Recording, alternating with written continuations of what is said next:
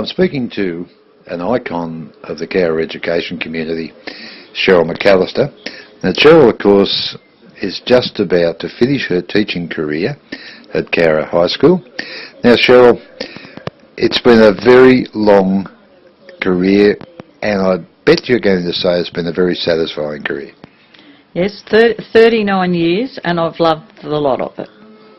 Now, you started off at Sydney Uni in the early 70s on a scholarship. I presume that was a 4-year course? Yes, I did a three-year arts degree followed by 1 year of Diploma of Education. Now, you've made a name for yourself, particularly in Aboriginal education, but that wasn't actually what you were trained for. No, at university I did geography and economics were the two subjects, to be two majors to go into social science faculty in a school. But as it turned out, you then spent in your first teaching position was at Bathurst High as a reserve teacher. So it's almost a teacher, isn't it?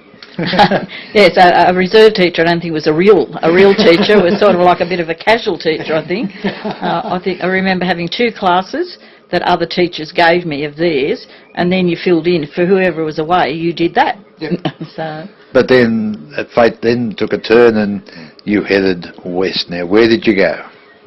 Wilcannia Central, which is about as far west almost. Broken Hill's the only place further. Seemed like the end of the earth. It was a long, long way, but I liked it there. Now, Wilcannia Central School didn't have a big staff, and again, even though you're social science and so forth trained, you taught a lot of other things as well.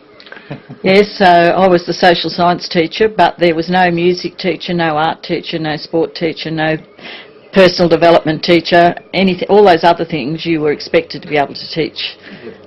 And you tell me you lived in a sort of a hostel or a group of teachers' flats, I suppose, and you had your own little community within the community to some degree.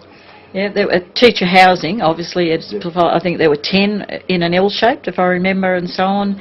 And that's where most of the teachers lived there. The principal had a house, obviously he was married, and that was just up the street, and the deputy had a house just across the street from the teachers' flats, but the rest all lived there, and we had a lovely time, all similar age, our first few years of teaching. In fact, I don't know whether you know Bob Myers, who recently retired. Well, Bob was at Wilcannia at the same time I was, so when I got out there, Bob was already there.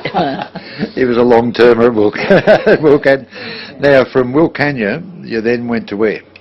And then I came to Cowra after that. Now, when you were at Wilcannia, they said you only had to do 2 years and you can go wherever you like. Country service. Yes, so, and all the others applied for, the North Coast, South Coast, Sydney, wherever. I applied for number 1 choice, Cowra, and got it. Why did you apply for Cowra? Now, that's an interesting turn of events there. Why did you apply for Cowra? Well, my family were all from Blaney.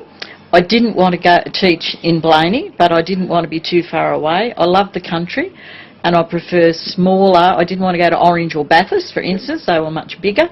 Cowra, I didn't know much about Cowra, but it just seemed like far enough away and the right size, and I've been very happy with my choice. That's terrific. And now, of course, as time went on in Cowra, you became more and more involved in the Aboriginal education, which I know is your passion. Well, obviously, most of the students that I taught out at Wilcannia were Aboriginal students. In fact, most of the non-Aboriginal students from Wilcannia went away to boarding school once they got to Year 7. So it was mostly Aboriginal kids that I taught there. Until then, I knew very little about Aboriginal people. Yeah, because Blaney hasn't got a lot. That's right. Blaney didn't have any that I knew of at the time. So I was very interested in Aboriginal people and their culture and everything. And then when I came to Cowra, and there was a large Aboriginal population here, it just seemed natural to keep up the interest, I guess. Now, that's been your passion, and there must have been some very big highlights. Among those, I no doubt, would be the starting of the dance group and all that thing.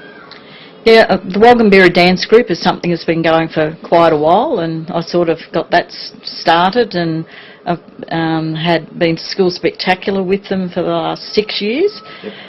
They've been all over the place. They've danced at all sorts of things, from Dubbo to Bathurst, Cogra, at the St George football match even, and so on. They've been lots of places and so on with the Wagambira dance group. Probably Breakaways, the other thing that's been going for about 12 years, up at with the TAFE and the PCYC, and involving Aboriginal kids. So, and I'm sure that you will have, as I have, formed some very close friendships with people in the Aboriginal community in Cowra. They're very easy to get to know.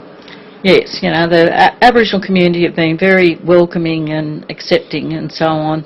And I've taught, you know, I'm up to now grandchildren, you know, they've taught the grandparents, you know, so I think it helps when you know the parents and the grandparents and so on of the kids, and, you know, all the family, they're all related and so on, and you know, auntie so-and-so and uncle and all that sort of stuff. So, yeah, you get to be part of the family. Now, if you isolated one moment of your time in Cowra over the last 30-odd years, is there one moment that stands out as something that is just mind-blowing or startling, or is there one moment, or is it a bunch of moments? Yeah, I'd say it's probably more like a bunch of moments and so on, you know, rather than one thing. Other than, you know, my surprise afternoon tea that I had last week and so on. That was a moment that sort of stands out. Well, probably both, and that. But in general, it's been, you know, like a number of different, you know, like each school spectacular. You think this is wonderful. Each Aboriginal Studies class that you have and so on, each time Breakaway graduates, all of those things are wonderful and so on, and you always think, well, this is the best it can get, but then the next year it's even better. That's right. So, and before you left, you were given, I've seen it already and I have a photo of it, a spectacular, absolutely spectacular farewell gift. Yes, actually that's something that I will absolutely treasure. It's unique. It's a kangaroo skin decorated with my life story. And it really is beautiful. It looks like it would have taken years to have even made, to do the design on it and everything. So I feel really honoured to have such a thing, that nobody else would have anything like it, I don't think. And of course, having had such a career, it was a rather large kangaroo. Yes, it's taller than me. Not that you have to be very tall to be taller than me, but it is big. You tell me you're not going to be lost to the Cowra community and the Aboriginal community and the high school. What do you think you might become involved with, obviously voluntarily? Look, I'm still going to do some things with the school, but I'm part of the family history, the Cowra family history group. I've taken on being the secretary and the minutes secretary. So I'm going to go down. I'm really interested in family history, so I want to do a lot more of that. And I'll spend, you know, obviously more time down looking through the resources and helping in the library down there. I'm a member of the evening CWA. I haven't had much time to do anything much with them. More involved and so on. And I know Meals on Wheels people have said, can you come and help? I said, well, we'll see. Yep. So there's heaps of things I can do, and, you know, I still can do things like the dance group and the homework centre and so on up at the school. Yep. I said, if anyone wants a teacher to go on an excursion, I'm available. Yeah. So. It's interesting, isn't it? Because I don't know how many times you hear from people who are retired and they take on all those things, and after a while you think, well, where did I fit work in? Well, I know my good friend Joy Bonner, who's been retired for a few years and so on. She always regards what she's been. I said, Joy, that's mind-blowing, all those things that you do. You know, where did you ever find time to go to work? So I'm hoping that there's a bit of free time in there, but we'll see. So you're not about to get the brushes out and the canvas out and do a bit of painting? No, I'm no artist.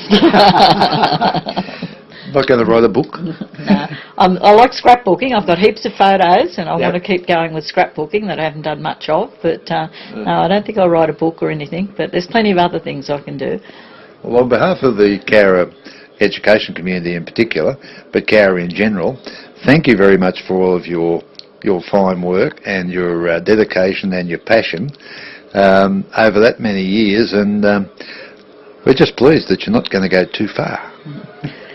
Thanks, Gary. I've had 36 years at Cowra High School, and I really can't stop going there occasionally. So I'll still be in Cowra, still living in Cowra, and I'll still be around doing what I can to help people.